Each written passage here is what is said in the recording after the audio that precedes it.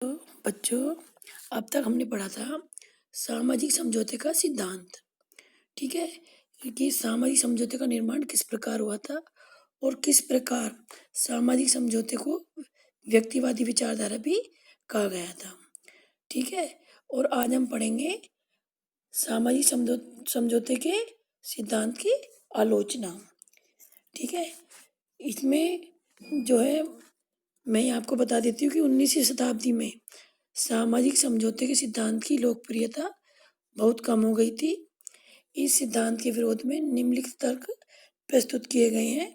सबसे पहले आता है, इस सिद्धांत के जो आलोचक हुए हैं उनके अनुसार इतिहास के अध्ययन से हमें ऐसा कोई भी उदाहरण या एग्जाम्पल नहीं मिलता है जिससे यह सिद्ध होता हो कि समझौते द्वारा समाज की रचना हुई हो।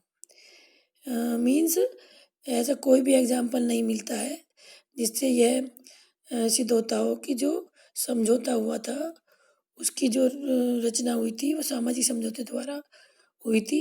साथ ही यह कहना भी उचित नहीं लगता है कि समाज एक कृत्रिम व्यवस्था है, यानी कि समाज एक जो है आर्टिफिशियल मैनेजमेंट है, आर्टिफिशियल व्यवस्था है, बल्कि समाज एक नेचुरल व्यवस्था है आलोचकों के अनुसार।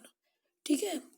और जो है कि समाज की जो व्यवस्था की गई थी सामाजिक समझौते की, उसमें कहा गया था कि जो व्यक्ति जो स्वच्छंद था और अपना जीवन जो है पशुओं के समान व्यक्तिगत स्वार्थ पर व्यतीत करता था। ठीक है? धीरे-धीरे उसे अच्छे बुरे, उस टाइम तो उसे अच्छे बुरे, न्याय अन्याय, सत्य असत्य का जो है जानकारी नहीं थी। ये मैं आपको समझा भी चुकी हूँ लास्ट वीडियो में। परंतु जब धीरे-धीरे अपनी प्राकृतिक अवस्था से जो है मनुष्य उकता गया, ठीक है? तब उसने जो है अपने जीवन को अधिक सुरक्षित करने के लिए व्यक्तियों से परस्पर समझौता किया था, वह समाज को जन्म दिया था। ठीक है? जिसके द्वारा उसे कुछ अधिकार मिल गए थे या सौंप दिए गए थे। ठीक है? ये सामाजिक समझौते की बात मैंने समझाई है। जबकि सामाजिक समझौते की जो आलोचना की गई है, उनके जो उसमें ये सब चीज़ें नहीं मानी जाती। ठीक है? सेकंड पॉइंट है अराजकता एवं प्राकृतिक अवस्था में रहने वाले व्यक्तियों को एकदम समझौते की बात कैसे सूझी। ठीक है? ये बात भी बिल्कुल सही है कि यदि हम आलोचना की दृष्टि से देखते हैं तो अब हमें फ़ील होता है कि व्यक्ति जब स्वच्छंद तरीके से अपना जीवन व्यतीत कर रहा था, तो क्या इस अवस्था में व्यक्ति का मस्तिष्क इतना अधिक विकसित था कि वह अपने हितों और रक्षा आदि या अपने समझौते के विषय में सोच सके या किसी से समझौता कर सके। ठीक है? यह सिद्धांत इस चीज़ की भी व्याख्या नहीं कर पाता। ठीक है? थर्ड पॉइंट है हमारा, व्यक्तियों ने समाज का निर्माण किया। ठीक है? परंतु क्या समझौते से पूर्व कोई समाज नहीं था?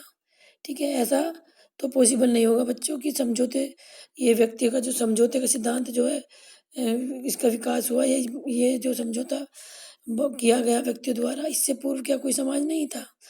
जब व्यक्ति थे तो समाज भी रहा होगा। ये बात बिल्कुल सत्य है कि व्यक्ति होंगे तो समाज भी रहा होगा। ठीक है? बिना समाज के व्यक्ति व्यक्ति के रूप में नहीं रह सकता और न ही उसमें किसी से भी समझौता करने की चेतना आ सकती है। यानी कि आलोचकों के अनुसार कहा गया है कि यदि व्यक्ति ग्रुप में ही नहीं रहा या किसी प्रकार के समाज की जो उस टाइम जो है व्यवस्थाएँ नहीं थी, कोई समाज ही नहीं था, तो व्यक्ति के माइंड में इस तरह की बातें किस प्रकार आई कि वह अपने बारे में इतना सोच सके या समझौता करने की किसी के से उसके विषय में सोच सके। ठीक है? फोर्थ पॉइंट है, यह सिद्धांत समाज को समझौते का परिणाम मानता है। यानी सामाजिक समझौते के सिद्धांत के अनुसार समाज जो है, समाज जो का जो कॉन्सेप्ट है वो समझौते का परिणाम है। ठीक है? परंतु समझौता जो है प्राय अस्थायी एवं अल्पकालिक होते हैं, लेकिन जो समझौते होते हैं, किसी से कॉम्प्रोमाइज़ करता है व्यक्ति, तो वह स्थायी होते हैं, अल्पकालिक होते हैं।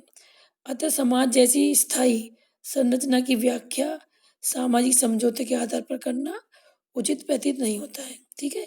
इनके अनुसार इन्होंने कहा है कि जो समाज जैसी जो संरचना है, इसका अगर हम एक्सप्लेनेशन करते हैं तो वो सामाजिक समझौते के आधार पर करना उचित नहीं प्रतीत होता है, क्योंकि जो है बिना समाज के व्यक्ति जो है व्यक्ति के रूप में नहीं रह सकता और न ही उसमें किसी से समझौता करने की चेतना आ सकती है। ठीक है, यानी कि जो सामाजिक समझौते में माना गया था कि जो व्यक्ति है उसका तो अस्तित्व है समाज के बिना, जबकि समाज का अस्तित्व व्यक्ति के बिना नहीं माना गया था। ये भी एक तरह से गलत धारणा थी। आलोचकों के अनुसार 5th पॉइंट आता है, सामाजिक समझौते के अंतर्गत व्यक्ति को अधिक महत्व दिया गया, जो कि मैंने अभी आपको समझाया है, तथा समाज को गौण माना गया। यह मान्यता भी अनुचित है। ठीक है, इस सिद्धांत के अनुसार या इस सिद्धांत के आलोचकों के अनुसार हम कह सकते हैं कि जो सामाजिक समझौते का सिद्धांत विकसित हुआ था उसके अंतर्गत व्यक्ति को अधिक महत्व दिया गया और समाज को बिल्कुल ही गौण कर दिया गया था या मान लिया गया था, जबकि यह तो बिल्कुल ही अनुचित बात है, क्योंकि समाज का तो अस्तित्व सामाजिक समझौते से पहले भी था, क्योंकि समाज में व्यक्ति भी थे और व्यक्तियों में सोचने समझने की शक्ति भी थी। ठीक है, ये कहना अनुचित ही होगा आलोचकों के अनुसार या इस सिद्धांत के आलोचकों के अनुसार कि जो समाज हुआ वो समझौते के आधार पर विकसित हुआ या व्यक्तियों ने समझौता किया तब सामाजिक समझौता उत्पन्न हुआ। ठीक है बच्चों, ये चीज़ आपने लास्ट वीडियो में तो सामाजिक समझौते के विषय में पढ़ा था और इसमें मैं आशा करती हूँ कि आपको समझ में आ गया होगा कि सामाजिक समझौते के सिद्धांत की आलोचक जो थे या सिद्धांत की आलोचना किस प्रकार की गई थी, ये आपको समझ में आ गया होगा। इसकी आप स्टडी कीजिए।